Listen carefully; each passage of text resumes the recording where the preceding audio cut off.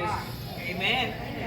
So the information I do have about Esther is that she was likely a teenage virgin. She was raised by her older cousin. She was an orphan. Her mother and her father had passed away, so she was raised by an older male cousin. All right. And this is one of the two books of the Bible that does not mention the word God in the whole Bible. That's Esther and Song of Solomon. They do not mention the word God in the Bible, but we do know that God was in the situation. He was in the mix. So he was not mentioned by name, but we know that he was all in there. It was providence when he was in the Bible. Amen. And it was around the 5th century. They were in captivity by the Persian Empire. So they were not in an ideal situation. They were not in Jerusalem, their home. They were in a strange land that they were being occupied by a pagan king. So what I'm going to first start with you all is that stories inspire. So this is also one of the only two books in the Bible where the Bible is named after a woman. You know, there's Ruth and there's Esther. So that's impressive. And people say that women don't have that much importance, that man is the head, but woman is the neck. And we know wherever that neck turns, the head has to go.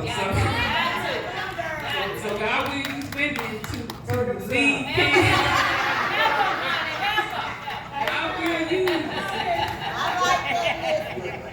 God will use women's influence, and we know what he did. And sometimes it can be for evil, it can be for good. You know, Eve used her influence on her husband for evil, but God can use influence for good. Amen. So this is a story in the Bible. It's a true story in the Bible, and I want y'all to ask yourself, what context are you in? You know, what is your story? You know, Esther was based in the Persian Empire, 5th century BC, means before Christ. She was not in her hometown. She was an orphan. And what is your story? What is your context? You know, you might not have been growing up in the ideal situation. You might not have had a mother or father growing up. You know, imagine how she felt when her friend Sally had muffins with mom in school, and her other friend had donuts with dad, and she didn't get those opportunities like her friends did, and she could have been and got bitter. But instead of getting bitter, she got better. She decided to not be bitter about the situation, and she let the Lord use her. And so we have to let the Lord use us even when our situations are not ideal. Yeah, that's right. We can always remember that the context is that we're in a cosmic battle between good and evil. You know, just never forget that. Just like when the Pharaoh was fighting against Moses being born, and Herod was fighting against Jesus being born, there's something that God has. He's trying to pass through heaven through earth through a person, and the devil is trying to fight. Whatever God's bringing in, the devil is trying to fight it. So in this context, God's using a woman to counterattack whatever the enemy was trying to do. So the devil was using Haman, who was the enemy of the Jews, and God was using Esther. So you have to understand also that you are the key. If you are a Christian, if you're saved, if you're spirit-filled, you are the key, you're the solution to a problem. So wherever you are, God puts you where you are. God could have made anyone in this room Caucasian. He could have made women men and men women. He could have switched anything around, but he chose you where you are for a reason. Amen. He wanted, so remember that. And then, I know most people in this room are probably born in the maybe 50s, 60s, 70s, 80s, some, you know, later than that. But whatever time God put you in, he needed you on the earth for such a time as this. And that's the key verse. That's Esther 4. You started Esther 4, 13 and 14. And this is her guardian, her older cousin Mordecai. Then Mordecai told them to reply to Esther, "Do not think to yourself that in the king's palace you will escape any more than all the other Jews. For if you keep silent at this time, relief and deliverance will rise for the Jews from another place. But you and your father's house will perish." And this is the key sentence here. "And who knows whether you have not come to the kingdom for such a time as this." So sometimes we feel like, Lord, why would you put me here? You know, Memphis is known as it's a lot of the top worst lists, you know, in America. You know, crime and HIV and, you know, all kinds of statistics here in Memphis. And you're like, why you put me here? Why you put me in somewhere in, you know, Iowa where there's no crime, but there's all these issues going on? But God placed us here for a reason. We're here for a reason. And you can ask yourself, maybe I'm here for such a time as this. So don't have a pity party and say, Lord, you know, I should have had a mother and father growing up. Lord, I should have been in Jerusalem. I shouldn't have been here in the Persian Empire. God had you, he had you for a reason. Yes. Amen. So the thing I want to share is that that I heard Oprah Winfrey say that she said success in preparation means opportunity. So, you know, the Lord knew ahead of time that Haman was going to hatch this plan to destroy all the Jews, which would eventually, you know, wipe out the possibility of Jesus being born. Same thing with Moses, same thing with Jesus. They want to wipe out him come to the earth. And so the Lord knew it was coming, and you would not believe that it took Esther a year to meet the king. So after, and the two interesting things about this, and I was writing my notes last night and this morning, is that this whole story is pushed by two incidents they seem kind of small. The first incident was Vashti wouldn't walk with her crown on before her husband at a party, and the other issue was that Mordecai wouldn't bow down to Haman. So those two things spurred this entire book. Two simple incidents. You never know what God will use to start off a whole situation. That's right. But God knows what he's doing. So preparations with success is opportunity. So Haman got mad because Mordecai would not bow, because Jews and Christians, we don't bow to anybody other than the Most High God, Jesus Christ. Amen. And so Haman was mad about this. So he had to plan to kill all the Jews. But Esther was put in place for a reason. Now, the only thing Esther needed from her parents, sometimes people like, I need my dad to be there. My dad was in jail. My dad was deadbeat. My dad was not around. My mother was on drugs.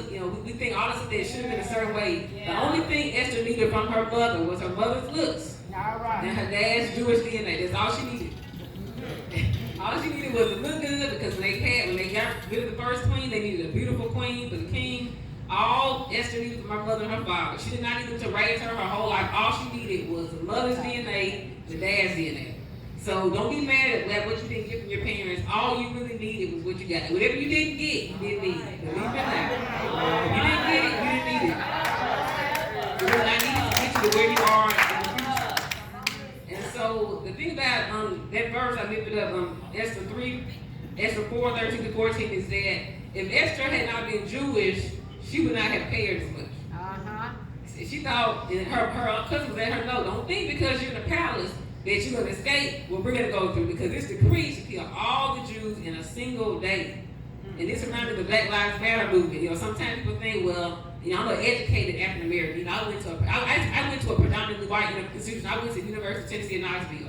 I got a couple degrees. But I don't ever forget that I'm still a black person to a white person.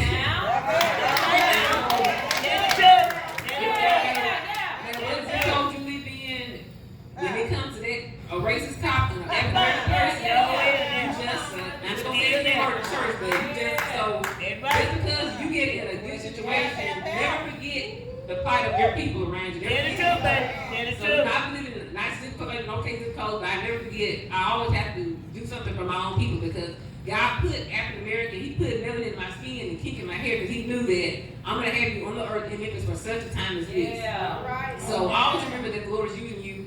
And when the Lord uses you, you got to speak up. It's one thing to be fine. She was definitely fine. She was definitely favored, but she had to fast. She had to fast. So there's some things like Jesus said that come not out except by fasting and prayer. There's some things you're gonna have to go through where it ain't gonna work that you just fine, or that you got favored.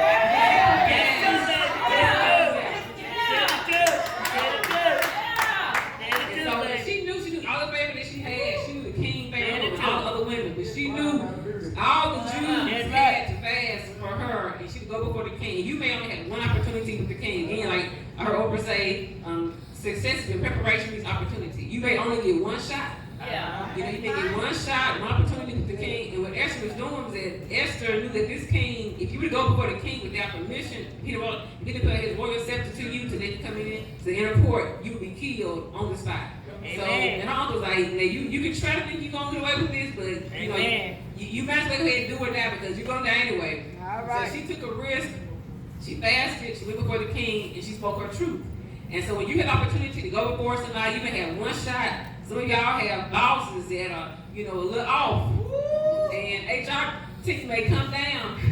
They may come down 1 week and ask you, how have things been at your job? And you might be the one person that can speak up and say, it's been crazy down here, we need some help. So you have opportunity, if you're in court and somebody did something wrong with crime and you're there you're there as a witness, you have to speak up. If you don't speak up, then you may never have that chance. And that person that you let it off may come back and get you or your family later on. So that's something we can get from Esther. Again, get inspired by Esther. Again, you don't have to get bitter, you can always get better. Another thing I want to share real quickly is that the purple, I like to be wearing purple. I heard another event that said that in that time period, back in the time period with Lydia, that it would take 12,000 snails being crushed to squeeze out 1.4 gram of purple dye. So it would only color the trim of a royal person's garment. So in fact, we can sit here and wear purple today, that shows you that we're all royalty. Yes. So, in the church, we're all royalty. We may not marry a king, we may not be a queen, we may not wear a crown on head, but if you're wearing purple, you are royalty, and God's going to use you greatly. If you submit yourself to the Lord, have faith in God, fast, pray, prepare yourself, God can use you. Thank you.